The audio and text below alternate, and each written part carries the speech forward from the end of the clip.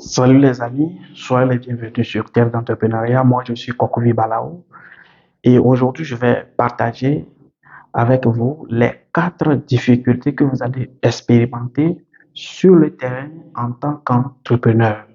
Donc, si vous voulez devenir entrepreneur en Afrique, je vous présente ces 4 difficultés, ces choses que je suis en train d'expérimenter actuellement, que j'ai reparties dans 4 groupes qui sont les 4 problèmes que vous allez avoir sur le terrain. Donc, juste après le générique, je vous reviens. À tout à l'heure.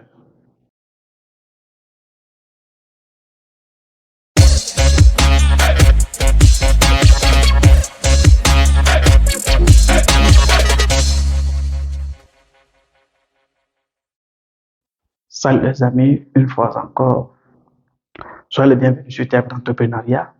Aujourd'hui, je vais partager les 4 difficultés avec vous, les 4 difficultés que vous allez avoir sur le terrain en tant qu'entrepreneur. Premièrement, nous allons parler par exemple des difficultés techniques. Si je parle des difficultés techniques, c'est il s'agit simplement de, de, de, de, de, de, de la théorie, de comment passer de la théorie à la pratique. Tout ce que tu as planifié sur tes papiers en tant qu'entrepreneur avant d'aller sur le terrain ne sont que de la théorie.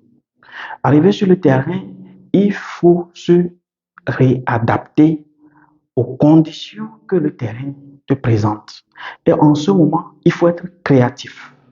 Il faut bien réfléchir et se réadapter très vite. Il faut créer et réfléchir sur comment faire quelque chose qui va marcher avec votre idée, ce que vous avez comme idée avant d'aller sur le terrain. Par exemple, quand j'avais entrepris dans le domaine du transport, il y avait des difficultés pour repérer les chauffeurs qui ne viennent pas faire du compte. Et la solution que j'ai trouvée à cela était de placer des GPS le, euh, dans les engins qu'on remet à ces personnes.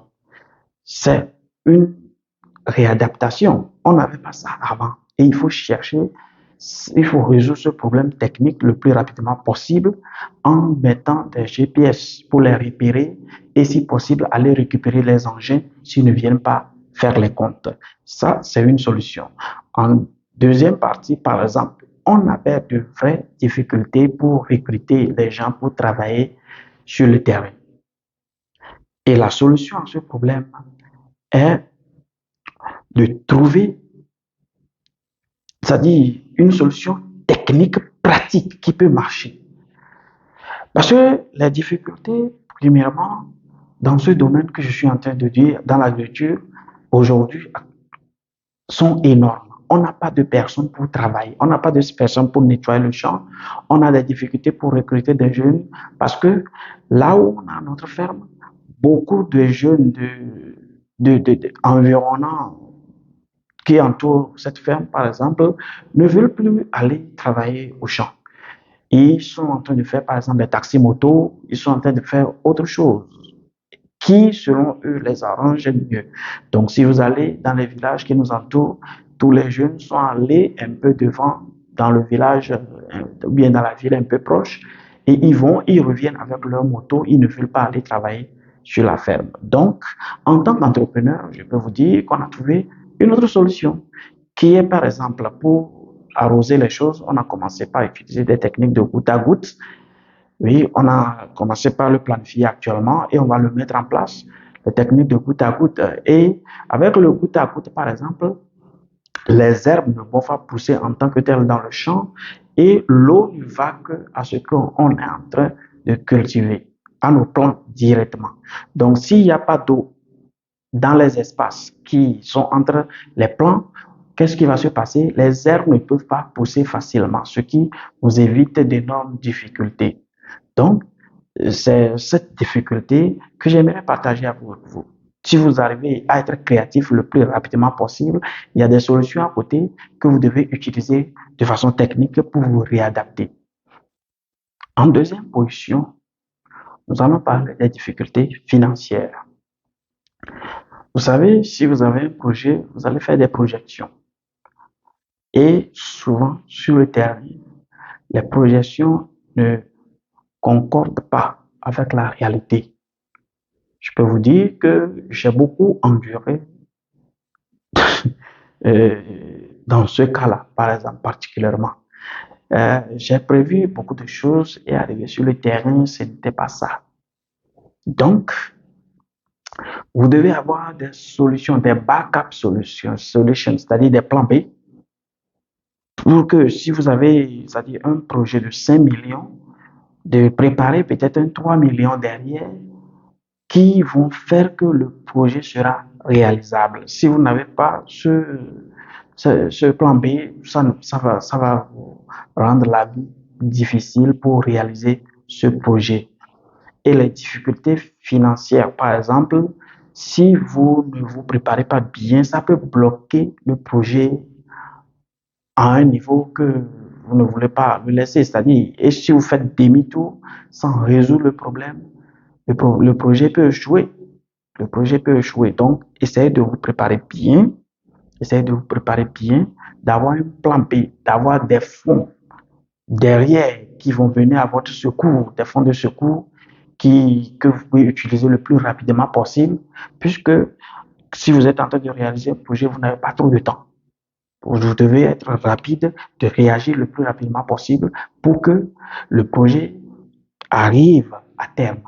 Donc, les difficultés financières, vous devez vous y préparer sérieusement. Et aussi, je l'ai dit dans l'autre vidéo que j'ai fait, de ne pas avoir confiance sur d'autres personnes. Préparez votre plan A et votre plan B, ou bien le plan de secours derrière, en même temps, avant de commencer le projet principal. Sinon, vous allez avoir d'énormes difficultés. Merci. Dans cette partie, je vais parler des difficultés sociales ou bien des problèmes sociaux. Vous savez, si vous allez réaliser un projet, par exemple, dans mon cas, par exemple, je suis en train de faire le projet dans une zone qui n'est pas ma zone. Vous voyez? Parce que ce que je suis en train de faire ne réussit pas dans la zone où je suis. Et en allant vers cette zone, je vous dis, les personnes qui habitent cette zone avant vous, eux aussi se disent que vous n'êtes pas de chez eux. Donc, vous venez les tricher, vous venez se faire de l'argent euh, sur leur dos, vous utilisez leur terrain pour vous enrichir. Bien sûr, vous avez payé le terrain vous appartient, mais ils le trouvent déjà comme vous venez les tricher. Donc, d'une manière générale, c'est cette difficulté de société que vous allez voir. Il y a la haine et les gens ont une mentalité euh, qui n'est pas du tout capitaliste. Oui, ce n'est pas du tout capitaliste. Et ils ont cette mentalité socialiste qui consiste à ce que euh, toi, c'est-à-dire un quelconque individu ne peut venir s'enrichir en quantité quand nous on est là depuis. Nous sommes les propriétaires du terrain, on t'a vendu bien sûr, mais ça reste encore pour nous. C'est chez nous ici. Comment tu peux venir ici et t'enrichir d'un seul coup comme ça? Donc c'est très dur quand vous voyez ces comportements parce que quand tu arrives avec un projet, l'idée est que tu vas enrichir le milieu, tu vas les apporter du boulot et quand ils vont venir travailler chez toi, ça va aussi les rapporter. Mais eux, ils ne le voient pas comme ça. Votre environnement ne le voit pas comme ça. Et ces difficultés, vous devez être dur pour les affronter. Vous devez arriver à ignorer certains comportements. D'autres vont même jusqu'à appliquer la violence.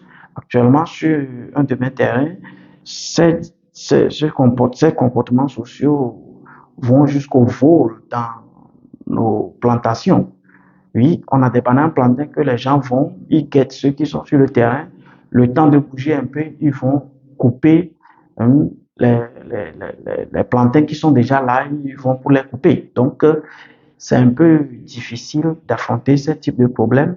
Essayez aussi de faire tout pour être en concordance, pour être en bonne relation avec les chefs, avec ceux qui sont sur le terrain, votre propriétaire terrien, par exemple.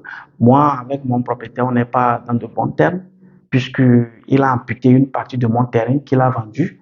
celui à qui il a vendu n'arrive pas aussi à s'installer puisque nous sommes là et il a amputé. Et le temps qu'on se voit, c'est-à-dire pour régler le problème, il a disparu. Donc, il me fuit sérieusement. Ce sont ces difficultés sociales que vous allez avoir et vous devez vous préparer pour les résoudre. Vous devez être prêt à les résoudre. Merci infiniment.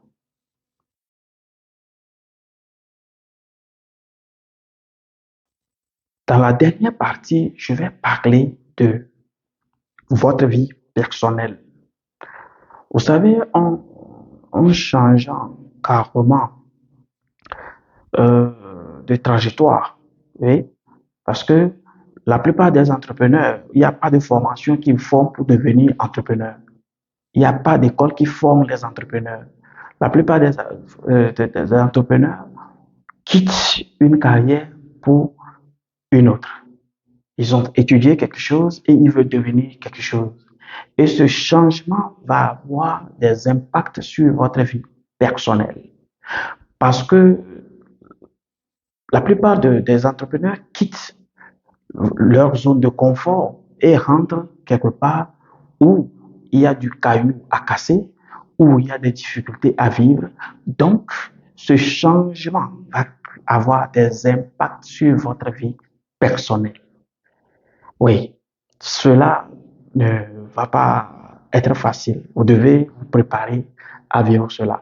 Je reçois des messages de gens qui me disent, quand j'ai publié des vidéos, il y a des gens qui disent, oui, tu avais la belle vie, tu avais la belle vie, c'est toi-même qui as refusé.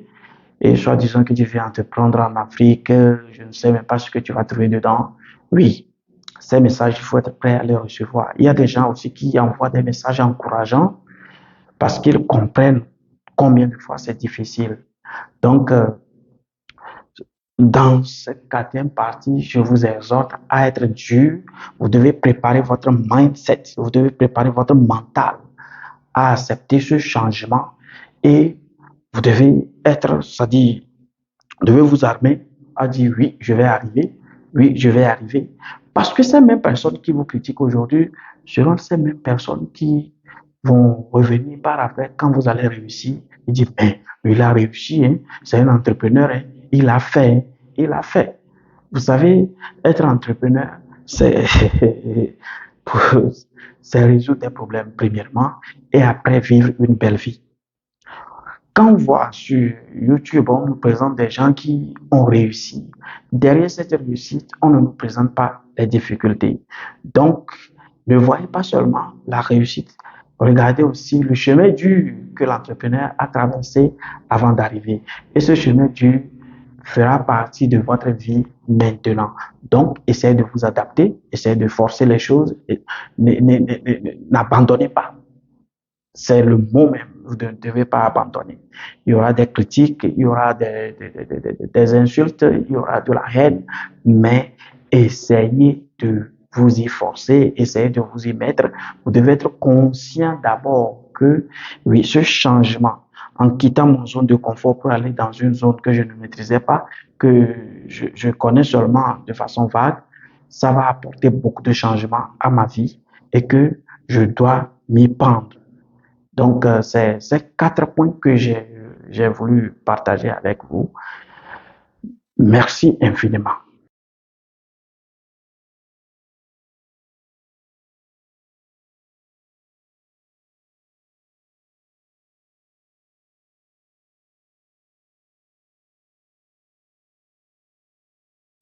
Si cette vidéo vous a plu, n'oubliez pas de liker cette vidéo, de partager à d'autres personnes qui sont intéressées par le thème de l'entrepreneuriat et je vous en prie, essayez de vous abonner sur cette chaîne. Je vous en prie, abonnez-vous, partagez et aimez nos vidéos pour nous aider aussi à évoluer. Je vous présenterai régulièrement les progrès par rapport à mes affaires. Merci infiniment et on se voit la prochaine. Bye.